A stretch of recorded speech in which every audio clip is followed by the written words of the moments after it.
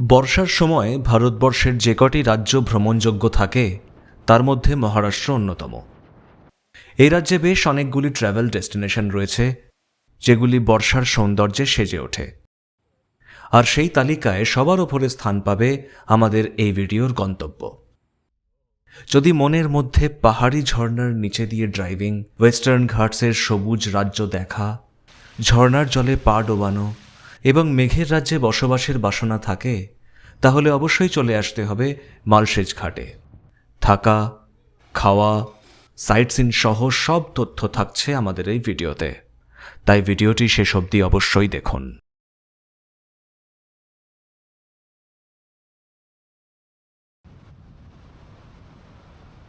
মালসেজ ঘাটের nearest railway station হল কল্যাণ।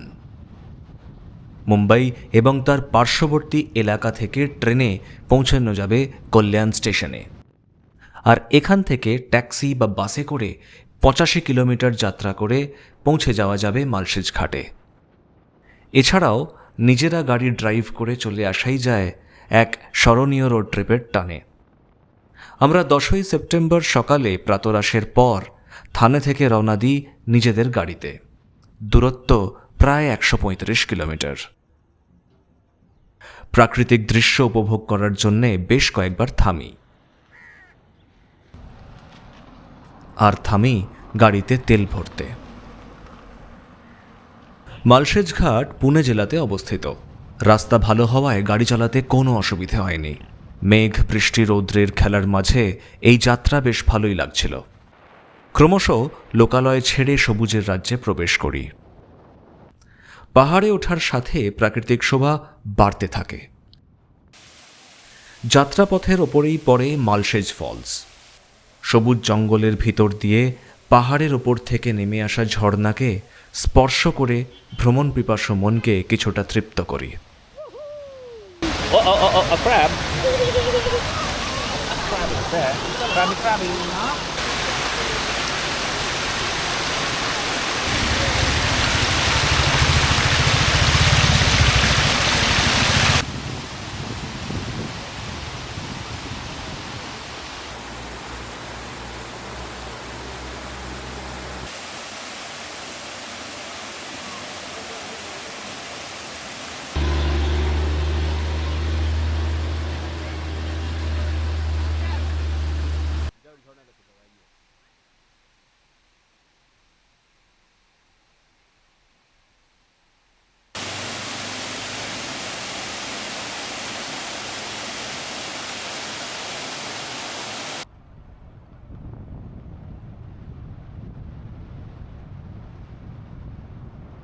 পাহাড়ি রাস্তার বাঁক ধরে এগোবার সাথে মনে হয় যেন ঝর্ণার স্বর্গরাজ্যে পৌঁছে গেছি।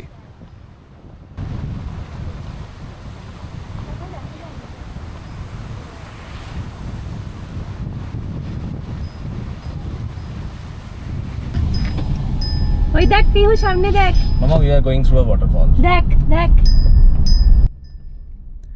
রাস্তার ওপর ঝরে পড়া ঝর্ণার নিচ দিয়ে গাড়ি চালানোর অনুভূতি ভাষায় প্রকাশ করতে পারবো না। শুধু এটুকু বলতে পারি, আরও বেশ কয়েকবার বর্ষায় এখানে ছুটে আসব এই অনুভূতি উপলব্ধি করতে।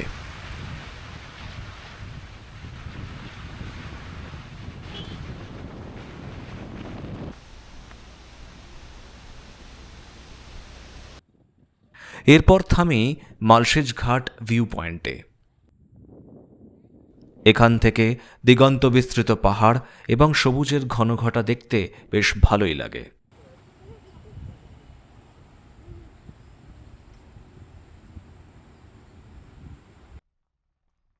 প্রায় 12:30টার সময় পৌঁছে যাই আমাদের হোটেল এমটিডিসি মালসেজ ঘাটে।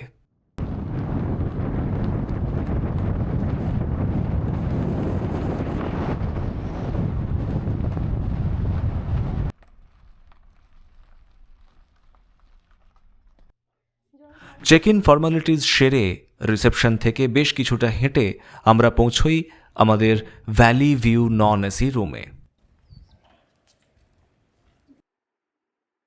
পরিচ্ছন্ন ঘর এবং প্রশস্ত কাঁচের জানালার ওপারে লাগোয়া বারান্দা। যেখান থেকে ঘরে বসেই উপভোগ করা যায় ইউনেস্কো ওয়ার্ল্ড হেরিটেজ ওয়েস্টার্ন ঘাটসের পাহাড় এবং তার সৌন্দর্য। এমটিডিসি ফ্লেমিঙ্গো রেস্টুরেন্ট এই হোটেলের মধ্যেই অবস্থিত। লাঞ্চ করতে গিয়ে হাজির হই এই রেস্টুরেন্টে। খাবার ভালোই।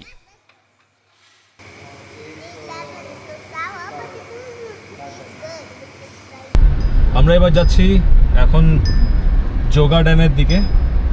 এটা এখানকার মেন একটা সাইট সিন স্পট। আমাদের গার্ড বললো, সিকিউরিটি গার্ড বললো যে এখান থেকে অ্যারাউন্ড 3.5-4 কিলোমিটার হবে। তো আমরা বেরিয়ে পড়েছি লাঞ্চের পরে।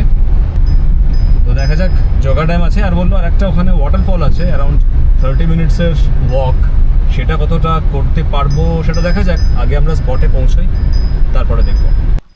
ড্যামের রাস্তা বেশ খারাপ হলেও প্রকৃতির রূপ মনোমুগ্ধকর।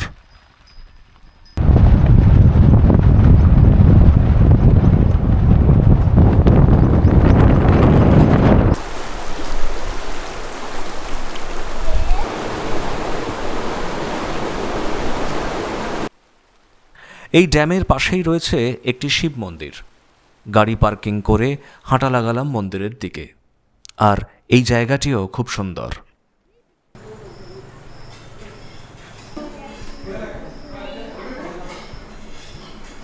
মালসেজ ঘাটে অনেকগুলি সাইট সিন স্পট রয়েছে, যার মধ্যে প্রায় সবকটিতেই ট্রেক করে পৌঁছতে হয়।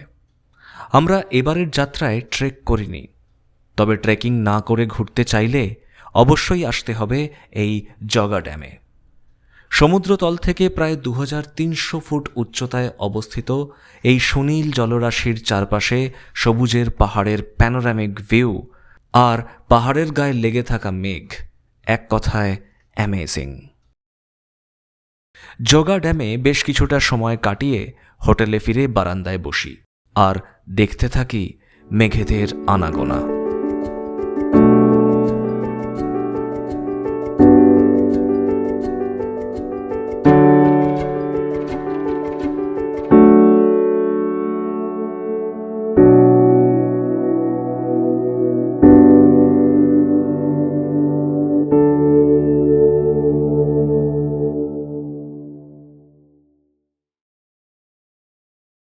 আচ্ছা, এবারে এই এমটিডিসি রিসর্টের থাকার কিছু সুবিধে এবং অসুবিধে, মানে প্লাস আর মাইনাসগুলো বলে নিই।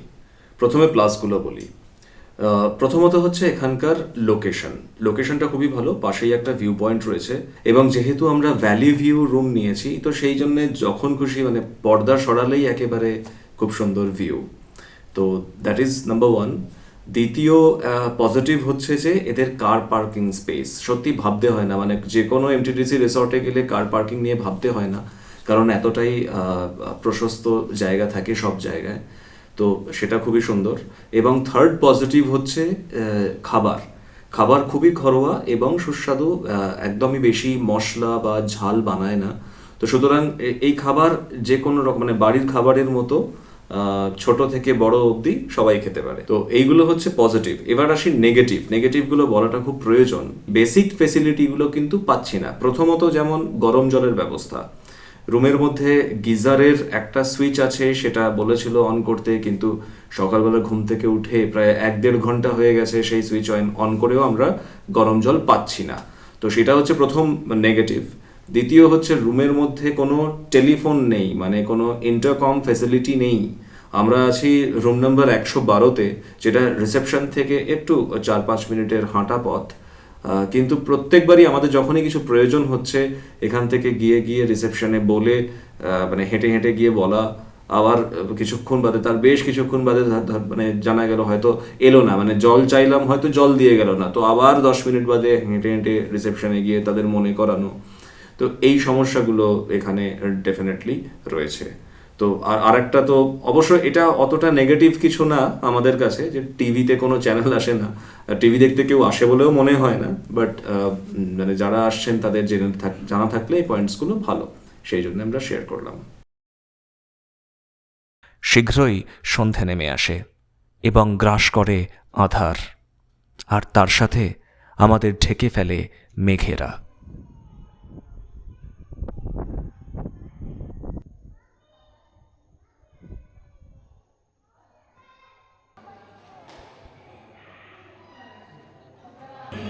এখন রাত 8:30 আর আমরা ডিনার করতে এসেছি ফ্লেমিঙ্গো রেস্টুরেন্ট, এমটিডিসিরই একটা রেস্টুরেন্ট। আর চারিধারে মেঘে পুরো ঢেকে গেছে, মেঘগুলো পুরো উড়ছে দেখা যাচ্ছে, এবং কি ডাইনিং এরিয়ার ভিতরেও ঢুকছে মেঘটা। ভীষণ সুন্দর লাগছে, ঠান্ডাও বেশ। এই যে আরেকজন গায়ের মধ্যে জ্যাকেট পরে বসে আছে, ভালোই ঠান্ডা, বৃষ্টি হচ্ছে তার সঙ্গে সঙ্গে, বাট খুব সুন্দর একটা এক্সপিরিয়েন্স হচ্ছে এটা। আমাদের ডিনার কমপ্লিট হলো, আর এবার আমরা রুমের দিকে যাচ্ছি। কিন্তু অদ্ভুত ব্যাপার, এই পুরো জায়গাটা এখন মেঘে ঢেকে গেছে। এতটা মেঘে আবৃতভাবে কখনো পায়চারি করিনি কোথাওই বেড়াতে গিয়ে।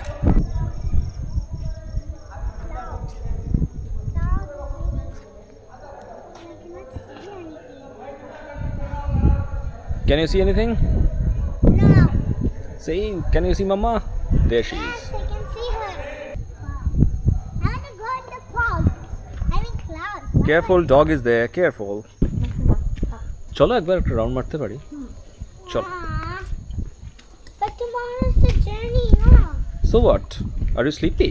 তুইও হাতটা পকেটে ঢুকিয়ে রাখ। দেখি সাবধানে হাঁটিস মা। হ্যাঁ, একটা হাত ড্যাডির হাত ধরতে পারিস। One hat. This is ours, na? Yes. এই যে টর্চের আলোটায় বোঝা যাচ্ছে যে কিরকম হারে এখানে মেঘ বইছে একদম হাওয়ার সাথে।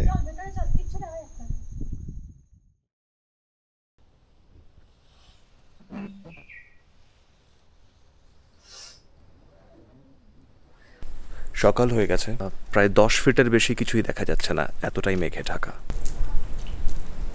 বৃষ্টিকে দোসর করে ঘুরে দেখলাম হোটেলের ভিতরটা।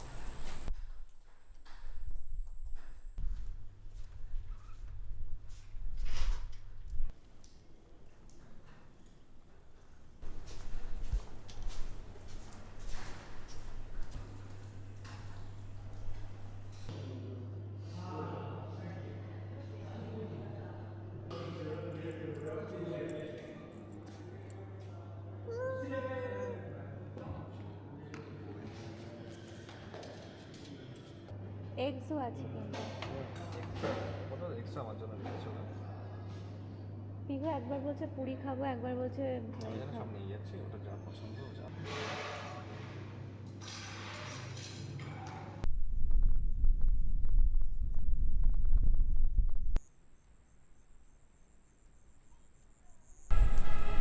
এটা একটা ভিউ পয়েন্ট, যেটা কিনা আমাদের এই এমটিডিসি মালসেজ ঘাট রিসর্টের একদম পাশেই। এখান থেকে সামনের সুন্দর পাহাড় দেখা যায়, কিন্তু এখন মেঘে ঢেকে গিয়ে কী অবস্থা দেখুন, কিচ্ছু দেখা যাচ্ছে না।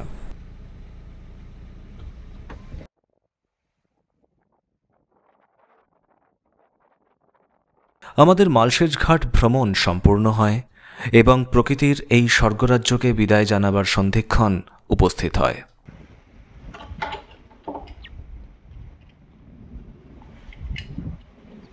Wow, there's a big shell.